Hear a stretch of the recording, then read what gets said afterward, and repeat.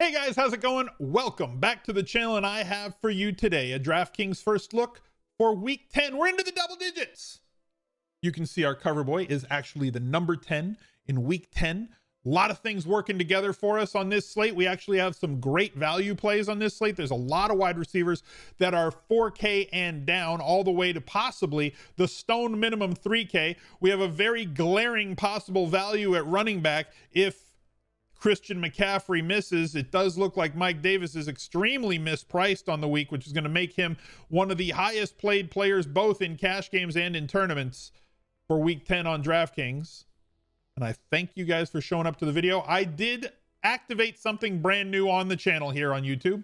If you look down below, there is now a join button. If you wanted to become a channel member and support the channel, you can do that. And as an added perk on top of like the sub badge and the emotes that I will continue to add, as I have like 40 of the best emotes that exist on twitch.tv, I will be adding them here as our membership grows. As our member numbers grow, I can continue to add more emote slots, and they're ready to go as soon as you guys click that join button. But as an added bonus, if you subscribe and become a channel member on YouTube, you then will have access to our community Discord, which has about 4,000 members. And you'll get access to the subscriber only channels in there to help yourself get better every single day of NFL DFS season and into NBA DFS seasons. We have a very good community that we have built through the last 3.5-4 years and is now humming during NFL season. It's great to see everybody that's doing super well in there. And I'd love to meet you guys on YouTube, and that's probably the best way to do it. So click the join button, get over into Discord. I'll put a link down below in the pinned comment. smizzle.tv/discord to get over there, and then you just follow the instructions to link your YouTube account to Discord, and within an hour your name will turn blue and you'll be right in there. Thank you guys for being here. Click a damn thing, leave a reply, let me know what your first look lineup looks like on Monday, because this week's gonna be sick. Can't wait to show you. First of all, we got all the quarterbacks.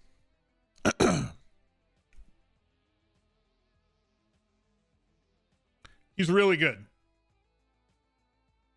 Moving on. He's having a ridiculous season. He's really good. I don't think he's going to catch a lot of percent in tournaments. I think he's going to have enough, but like, this is one of the rare weeks where I think that going quarterback, running back, wide receiver might be viable, and there's value plays attached to him. Double stacks with Aaron Rodgers certainly in play this week for tournaments, but we're focusing more on cash for this lineup. Russ Wilson had a rough week. Josh Allen had a great bounce back. Now he's playing up in pace against the Arizona Cardinals fast-paced horizontal raid offense. We had a great bounce back here after a month of bad fantasy performances from Josh Allen. We got a game-busting 39 fantasy points from him in week 9. Going to be interesting to see how he does. Deshaun Watson in a game with a total of 50. He's doing nothing but putting up basically mid-20s to 30 fantasy point days. And now in a situation on the road, yes, Cleveland has a good defensive line, but Brandon Cooks has found his way in this offense. Will Fuller is basically scoring a touchdown every single week, and Deshaun Watson with 50 rushing yards last week, 38 the week before that. They're kind of allowing him to get out there and go a little bit more, and his passing has been on point for over the last month. 6,900, very nice price for him. Herbert has been an absolute stud and now got priced down. Going against Miami, who's been a very good defense this year. I'll take my L here. I was wrong about how much improvement we were going to see in terms of the Miami defense. We're going to see how Herbert comes back from the little injury that he had this weekend. But again, another week for him in the mid-20s.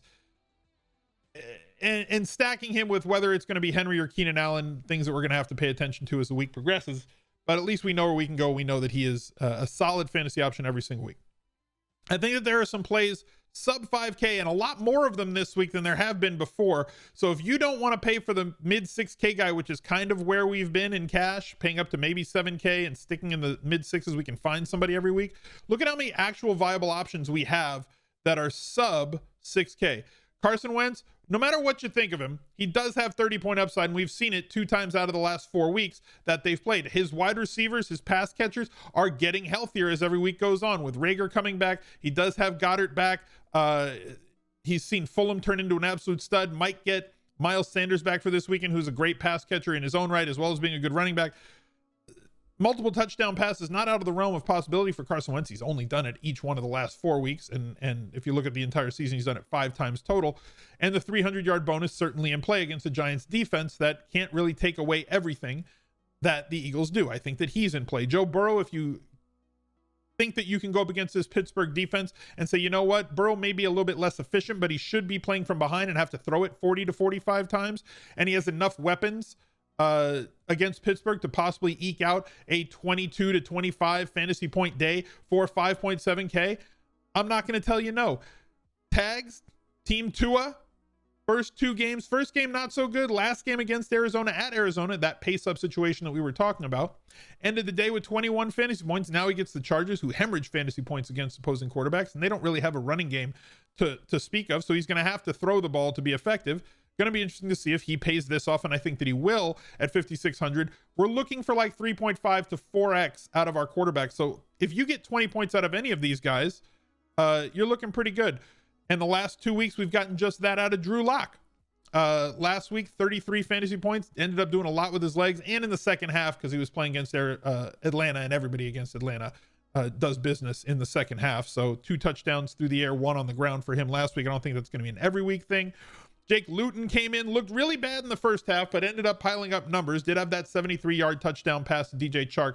But other than that, didn't do a ton through the air, but he did settle down as the game went on. Added that ridiculous O-button spin move touchdown late in the game. Still a very bad tooth to gum ratio here, but if he can get you 20 points against Green Bay, and this game I think has a total of 55.5 with the Jaguars as 12-point underdogs. Look, if they put up 22 points in this game, it's going to be because Luton probably paid off this 5,400. So a lot of really cheap options here at quarterback. But I think right here in this range, something that we've been doing basically every week has been attacking the Seattle defense with both pass catchers and quarterbacks. And it has paid off for us. So has Jared Goff had an up and down kind of disappointing season? And has he looked really, really bad? A lot of games? Yes. I am not going to disagree with you as far as any of that's concerned, but this game is supposed to be extremely competitive, and every other matchup that they've pretty much had over the years has been competitive, fast-paced, and interesting. The total here is about 53.5, 54. The Rams are 1.5 point favorites. They do want to run the ball, but I don't know that you can just try to deflate things against Seattle. You have to score 30 points against them because they can just pile up points very, very quickly. And in a multitude of different ways. So to me, I think Jared Goff is the way that I want to go on first look. I'm not going to argue with you if you say I'd rather pay up to get one of the more expensive quarterbacks and pay down possibly to afford something else. There's a lot of different ways that you can go on this slate. So I'm going to plug him in. I said I'm going to plug him in, DraftKings, and then we're going to move on to running back. I said that there was possibly a very free spot on this slate, and it's right here. It's Mike Davis. Not sure why he dropped from 7K, 67, 67, 66 to 4,000, but he did. It's a massive misprice. It's a mistake. It's bad. It's very, very bad. So like, he should come preloaded if Christian McCaffrey, who is now day-to-day, is out after injuring. He had a rib issue where he left the game for a little bit of time. He left with a shoulder injury late in the game. If Christian McCaffrey misses this weekend,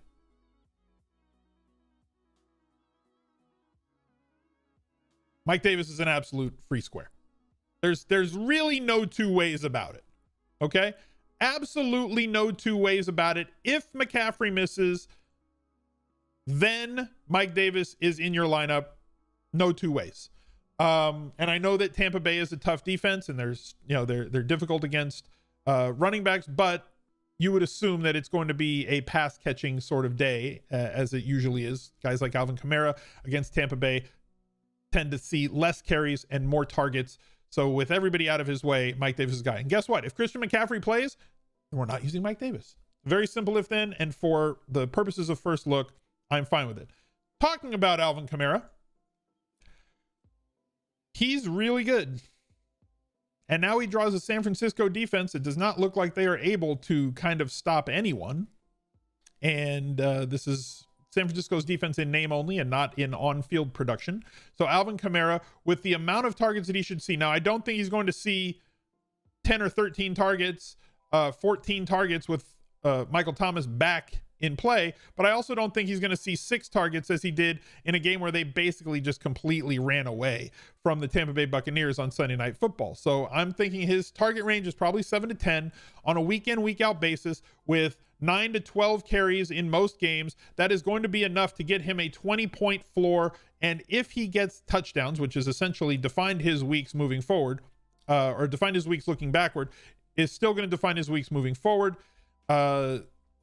He is their primary inside the 5 ball carrier, and anytime that they get in there with the amount that they throw the ball into the end zone, and they do throw the ball into the end zone more than most teams, pass interference calls end up with them on the 1-yard line, and Alvin Kamara is the guy that basically gets the ball in the majority of those situations. So 8,200, I don't think it's too much to pay for him this week. There's certainly a lot of plays at running back that we have to discuss.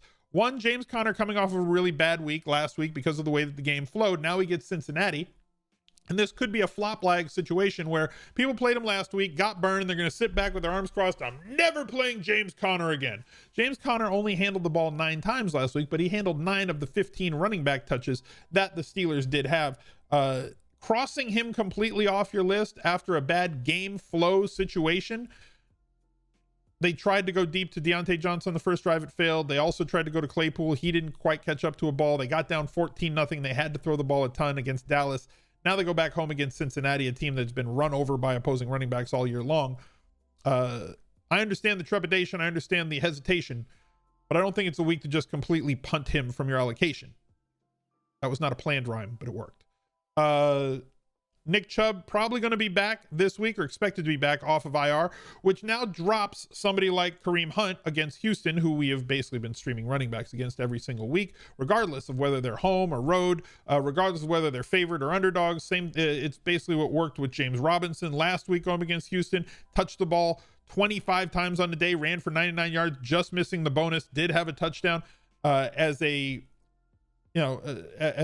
underdog, as playing from behind. Running backs against Houston just kind of works every week. We do know that when Nick Chubb is healthy, he handles 43% of the running back rushes so far this year, is the inside the 5 guy, is not really involved in the passing game. So there is danger here on DraftKings. And Kareem Hunt, though he did see a massive uptick in his volume in the 4 games that Nick Chubb was out, he essentially was way more efficient on a per touch basis on the games when Nick Chubb was in. I'm not saying you have to play Kareem Hunt now that Nick Chubb is back, because the price has come way up from like the mid 5,000 range to now high 6s. He's a tournament play only for me in this situation. If Chubb is not in this week, I think that Kareem Hunt is certainly a play. James Robinson, ahead or behind, he's going to see 20 plus touches every single week, and they do project to play from very, very, very much behind this week. Josh Jacobs getting a ton of usage, but Denver has been tough, but it doesn't really matter when you're going to get as many touches as he is, and playing at home and favored against a team that could theoretically struggle against what Las Vegas does defensively and how inefficient they have been. Chase Edmonds was very inefficient in his first start replacing Kenyon Drake. This may be a schematic issue with the way that they roll out their RB1. They just kind of plow him into the line. They don't do very much special things, but he did get 28 touches. That's very difficult to ignore in terms of volume at 6,300. And then we can come down to Antonio Gibson for the football team, getting basically all of the early down work. When they get into long down and distance, when they get behind, we end up seeing McKissick getting a lot more involved in the offense. And I don't know if that's good or bad in terms of Gibson, because Gibson was supposed to be the passing game guy, but it's clearly been JD McKissick. And anytime they get down, like they did in this game against the Giants, McKissick sees a lot more run and a lot more usage in the passing game that we're not seeing from Antonio Gibson. And that kind of bothers me. I do like that Gibson gets all the inside the 5 carries. In the game against Dallas, where they won by a bunch, you saw 20 carries for Gibson and not very much run for McKissick. So I think we have to handle them on a projected game flow point of view, and that's a lot more inconclusive, and it's a lot more up to your ideas than it is the math in terms of projecting. but you kind of have to take this on a case-by-case, week-by-week basis. Neither one really a cash game play for me this week. I would lean towards Gibson over the other. But I think this is a week where we can just kind of pile in all the expensive guys that we want. And when we take a look at wide receivers, you're going to notice that Davante Adams is 9K and Aaron Jones is only 7,100. So, like, why am I not playing Aaron Jones, one of the most efficient running backs in a team where they're favored by a lot? Project to score one of the highest implied team totals on the week at like 31 or 32 real life points. There are going to be touchdowns to be had in this game. He is involved in the passing game. We should be able to project at least 17 touches out of Aaron Jones, as well as all of the inside the 5 work for an extremely talented offense, and does get, has scored passing touchdowns this year. Ridiculous efficiency when they get in close and gets the lion's share of the volume. For first look purposes, Mike Davis, if CMC is out, Alvin KAMARA and Aaron Jones is absolutely insane to me to think that I can just target all of them. If you would rather go after Davante Adams, who's essentially been a smash play every single week, except for against Detroit, for whatever reason, he got 3 targets that game. It escapes me off the top of my head why. He's really good, but he's also priced accordingly. And as one of the greatest players in 2020 fantasy football, as much as this team is passing the ball, with the resurgence of the efficient Aaron Rodgers being what he is, and as much as he looks toward Davante Adams, I'm not going to fault you if you go for him, but like at 9K, it's a bit restrictive right now. I think you can afford him. I think you can afford him with the value that's out there right now, but I think I can get a little bit better. DeAndre Hopkins had his worst week of the season. DK Metcalf is an every week thing. Doesn't seem to be affected by any difficult matchup, with 15 targets against San Francisco, 9 against Buffalo and Tre'Davious White.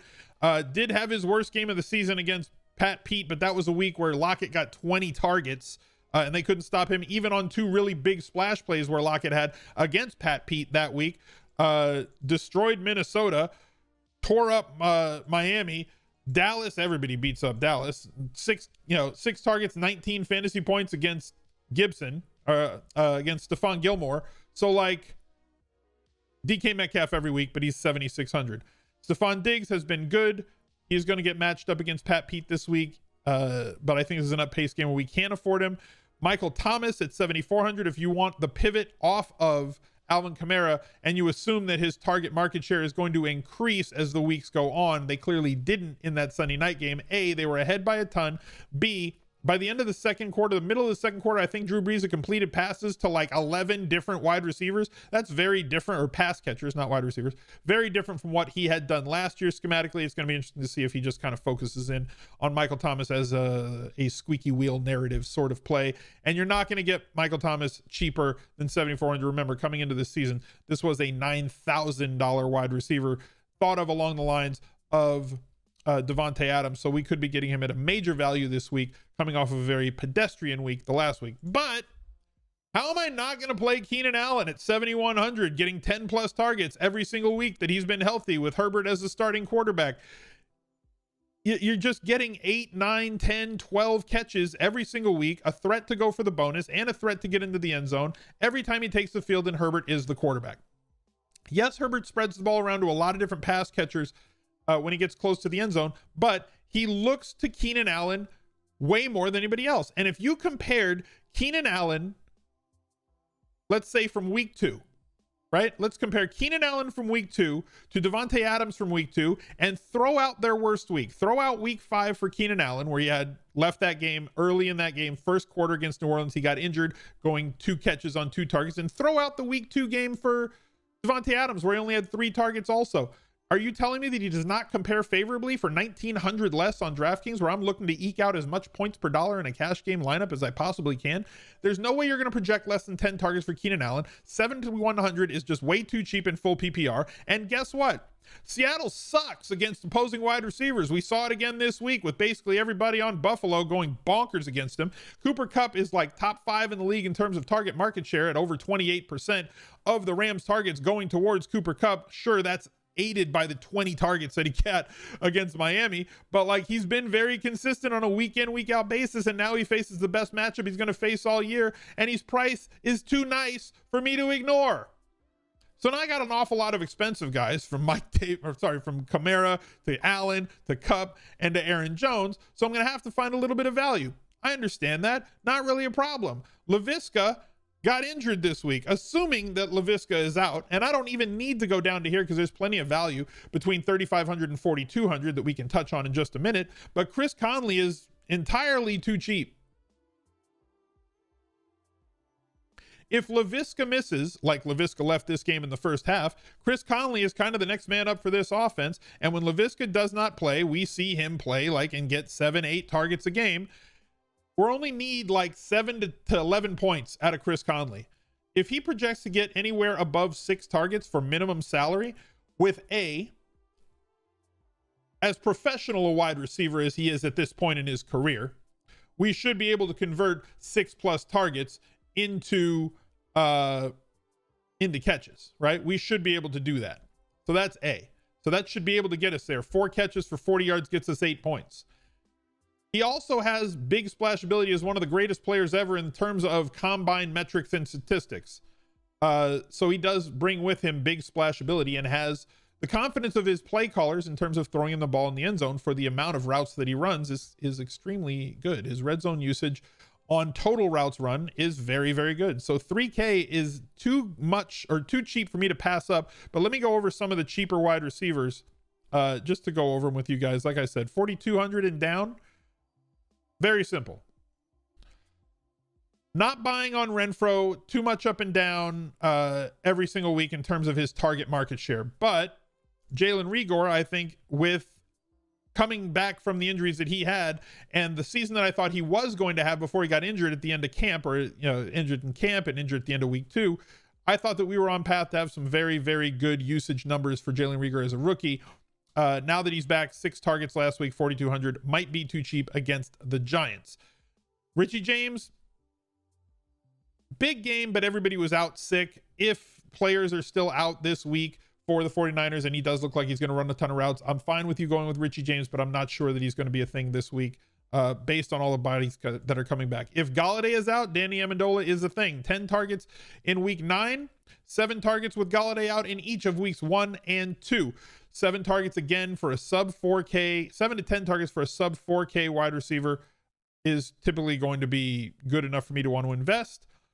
Josh Reynolds, again, if you're looking for a cheaper option on the Rams or going with a double stack on the Rams, Josh Reynolds should be on your radar with 8.4, 15.2, 12.5 DraftKings points in each of the last 3 games that they played, 2 touchdowns in those 3 games, and 22 targets across those 3 games. 3,500 does look like it is too cheap a price, especially considering the matchup with the Seattle Seahawks and as bad as they have been.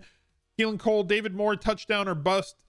He's never going to get a ton of targets. He usually sits in this 3, got 6 against Buffalo as they were trailing a ton and caught that long touchdown pass that essentially defined his day.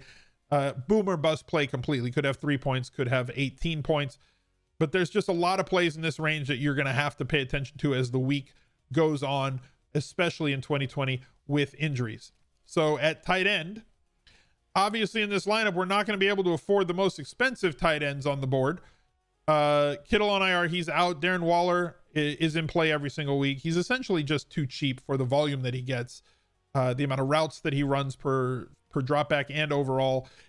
And now he's actually getting the love in the red zone and the end zone. If you want to go for him, I'm fine with it. Hawkinson is end zone only. I still think that Hawkinson basically needs to be like a $4,200 to $4,500 tight end.